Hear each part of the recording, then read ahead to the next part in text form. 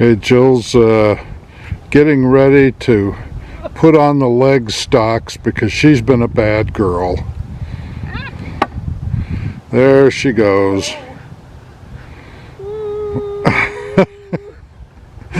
We're gonna leave her in there until she learns her lesson. No, I was good. I'm innocent. I'm innocent. Well, that you are not, but I'm innocent. Yes, I am. all right. Well, we'll let you out if you promise to be good. Well, maybe. Okay, you stay then.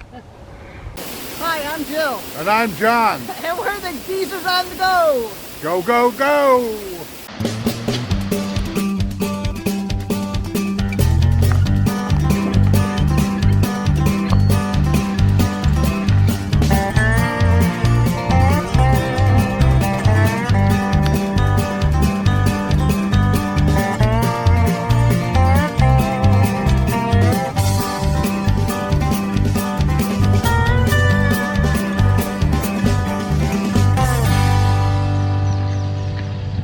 In this episode, we're at the RV resort at the Carolina Crossroads, a privately owned campground near Roanoke Rapids, North Carolina, near the Virginia border.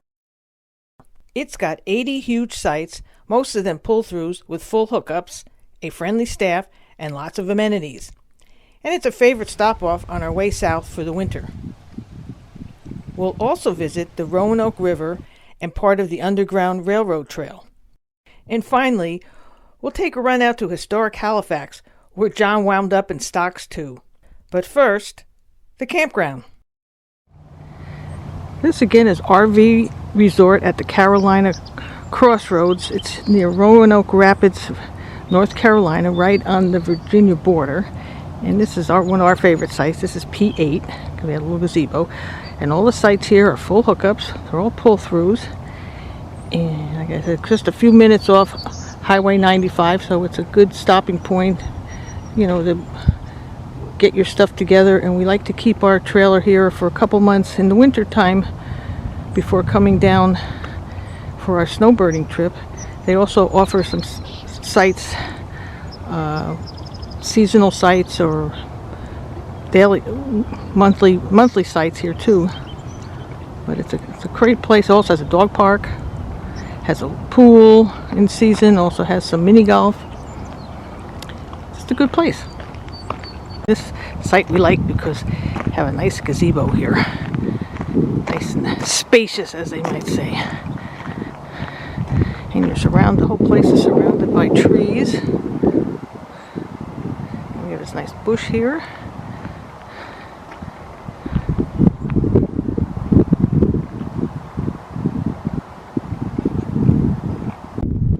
There's the main office, and as you come in here, there's more sites right in the middle. We stayed there for one night one time. And right off the front here is where they have sort of, I guess you call like a mini storage. And we left our trailer here for 2 months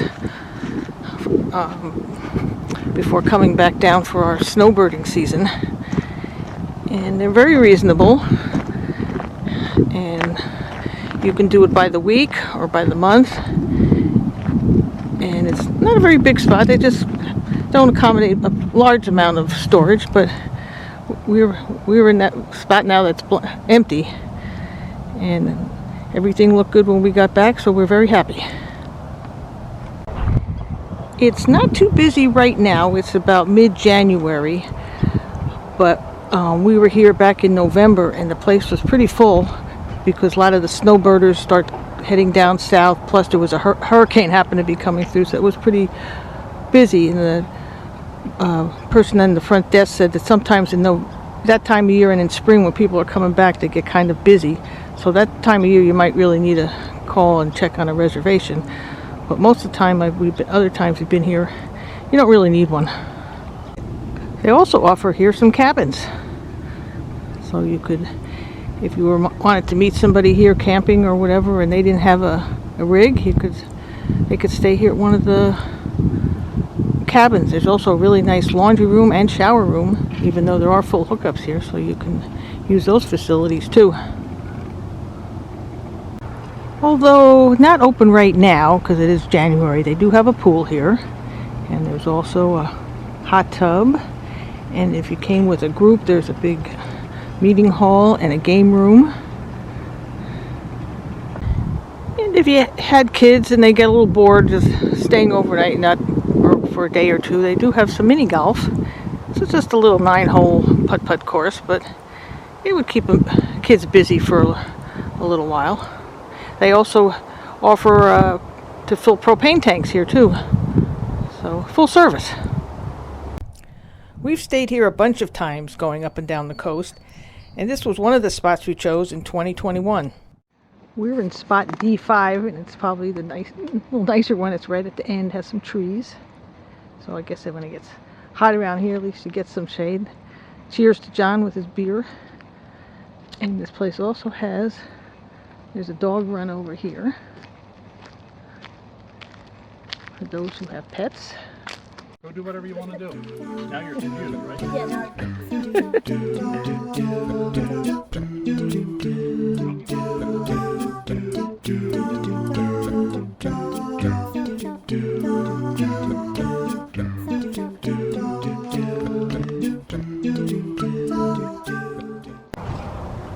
Yet this isn't really the kind of campground that we usually stay at, right, Jill? No, it's not really a touristy place. It's more of a stopover place. It's probably a little more than halfway from our home in New York State down here in North Carolina, right on the Virginia border.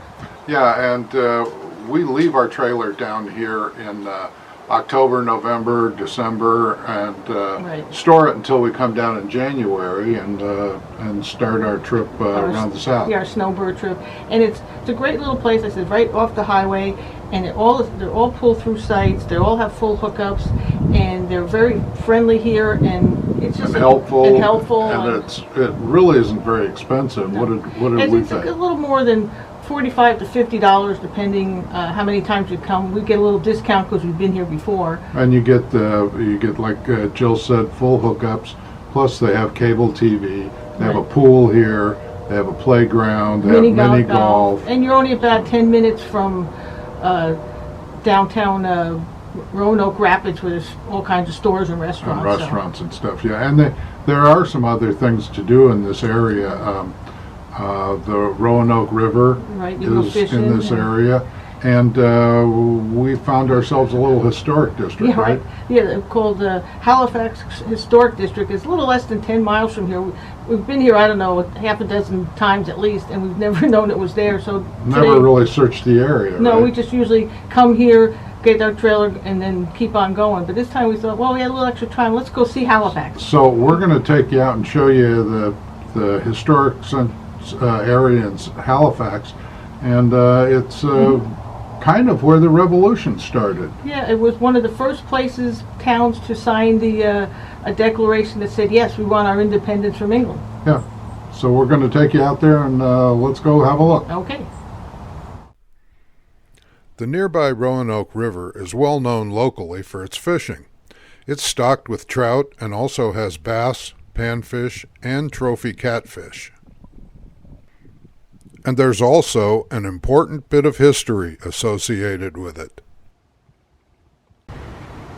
This is part of the Underground Railroad trail right here on the Roanoke River.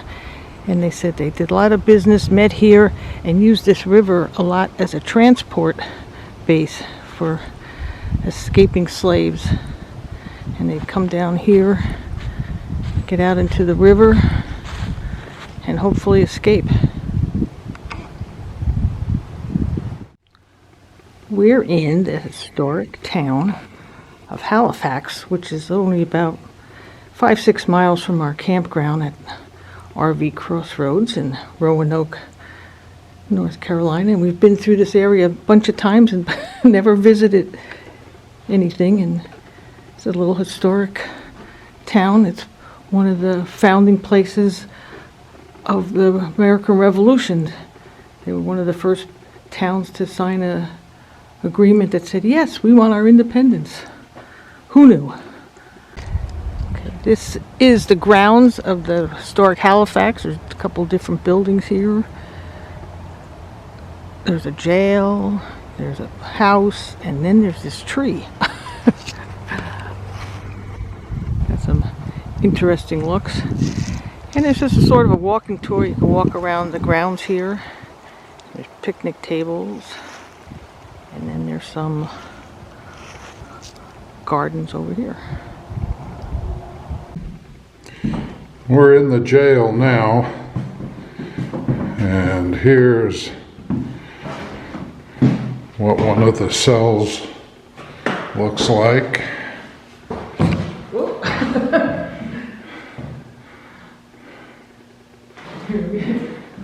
Not much to it, huh? You were bad, you came out.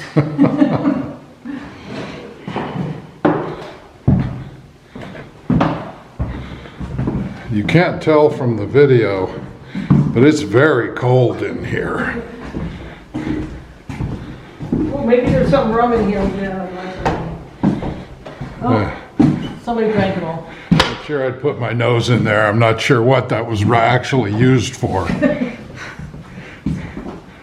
And here's the You can see the bed. steel door. There's some leg irons on there. And they slipped on the floor. This was the area that if you were bad, you got punished. And John's been a bad boy. He's got were you a bad boy? Yes, I was a bad boy. And I promise I'll be a good boy if you let me out now. Nope, sorry. See you later. Bye. Goodbye. And had I been here in 1790 and been living in Halifax, this is probably where you would have found me most of the time. This is the tavern. Oh, yeah, well, I'd probably be serving you. So that's the only women were the There wasn't a lot of work, and actually Halifax was a hub of trade. farming and Yeah, smithing and they traded farm goods and lumber, and and they liked horse racing. they liked their horse racing. It's called Eagle Tavern.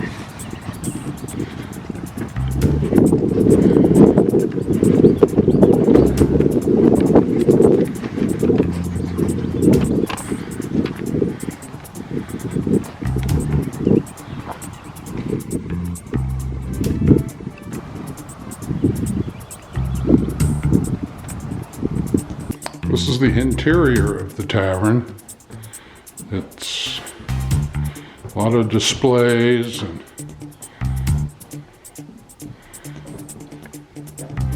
a lot of stuff explaining what happened in here, and obviously this would have been the social center of Probably in this room, it's got all the barrels. Halifax, yeah. Oh yeah, this one has barrels and barrels of goodies. One of the favorite things for the patrons here to talk about, and apparently one of the favorite things to do, is horse racing.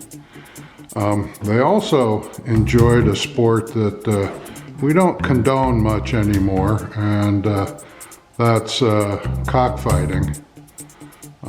Apparently they had cockfights with as many as 20 or 30 chickens in the ring at once, and just as well that sport died out. They also play dice, all different kinds of tile and table games. Yeah, like dominoes. And card games here. I imagine there were a few pennies won and lost in this establishment No, over they the didn't really years. play card games back then. You think they played for money? Maybe a few bucks. If the stocks were real, or if the tavern was actually open, we might still be there. But it was all just for show. So we hit the road once again, stone cold sober, of course, Glad you could join us, and as always, we'll see you down the road. Stop, stop, stop!